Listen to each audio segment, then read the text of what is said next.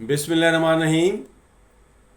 दोस्तों, सियासी दरवेश चैनल से मंजूर गिलानी का सलाम कबूल कीजिए। जैसा कि आपके इल्म में है कि मशरिक़ वस्ता में जो जंग छिड़ी हुई है उसके असरात गहरे होते चले जा रहे हैं।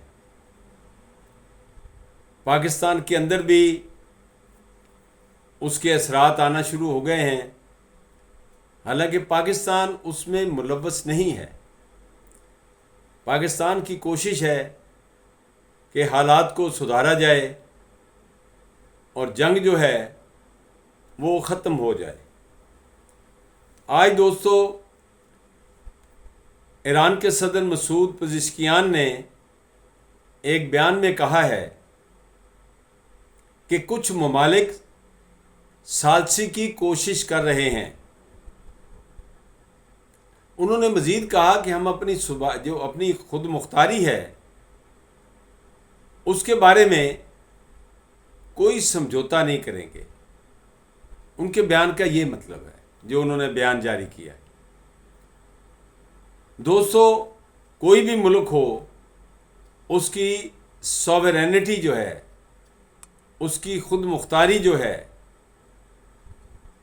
उसका तस्लीम किया जाना लाजमी अमर है। अमेरिका के सदर ट्रंप ने आज एक बयान जारी किया है जिसमें उन्होंने कहा है कि ईरान के रहबर का जो फैसला होना है उसमें उनको यानी कि अमेरिका को मुज्तबा खामेनाई कबूल नहीं है।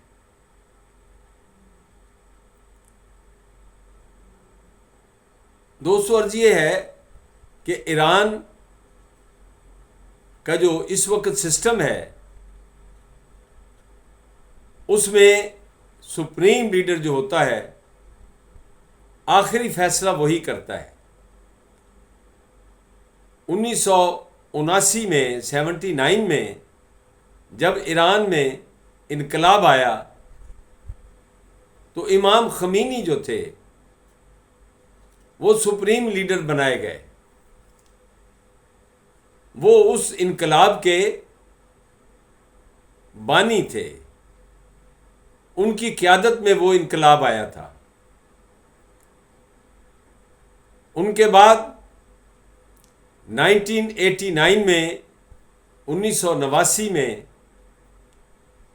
उनके इंतकाल के बाद अली खामेनाई साहब को ये जिम्मेदारी दी गई और अब उनका इंतकाल हो गया है। वो शहीद हो गए हैं अमरीकी और इसराइली बमबारी के नतीजे में। तो उनकी जगह पर एक 3 रुकनी कौंसिल जो है अबूरी तौर पर वो इंतज़ाम संभाल रही है। उसमें ईरान के सदर और ईरान के चीफ जस्टिस भी शामिल हैं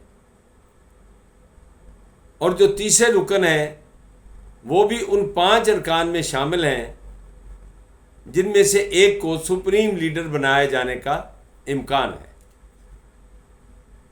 अभी तक इजलास मुनक्किद नहीं हो सका,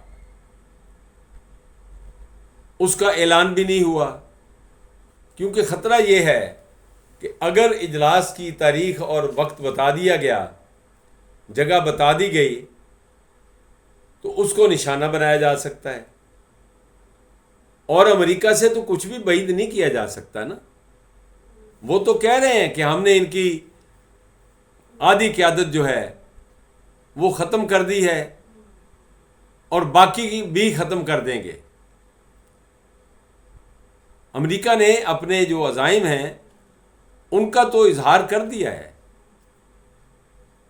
तो इसलिए अब देखते हैं कि कब उस अबूरी कौंसिल जो है वो इजलास बुलाती है और रहबर का फैसला किया जाता है। क्योंकि जो अबूरी कौंसिल है वो आर्जी तौर पर है। उनके तो इजलास हुए हैं 4, लेकिन वो कौंसिल वो इंतखाब तो नहीं कर सकती। इंतखाब तो एक बड़े जो उनकी कौंसिल है उसने करना है। तो बहरहाल अब देखना ये है कि एक तो ईरान में किसको बनाया जाता है, उसमें सदर मसूद पेज़ेश्कियान भी हैं एक उम्मीदवार, और इमाम खमीनी के नवासे का नाम भी लिया जा रहा है।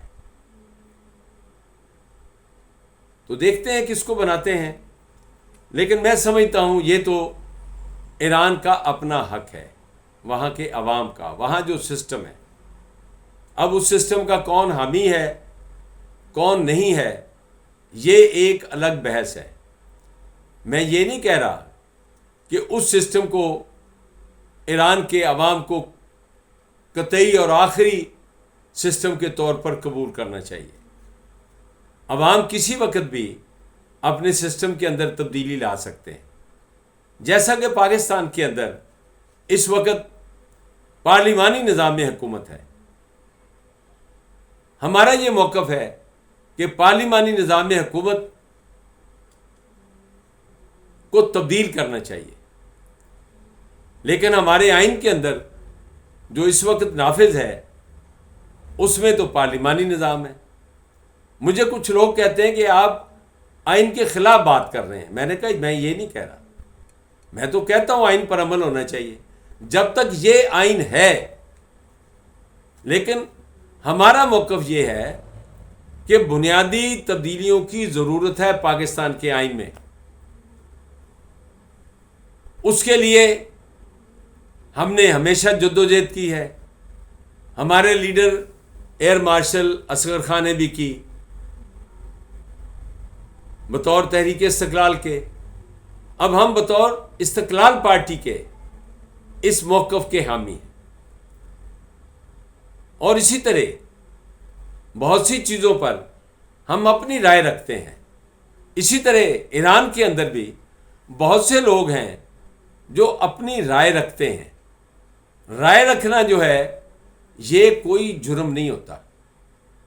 ये हर इंसान का, हर तंजीम का हक है कि वो अपनी राय रखे। लेकिन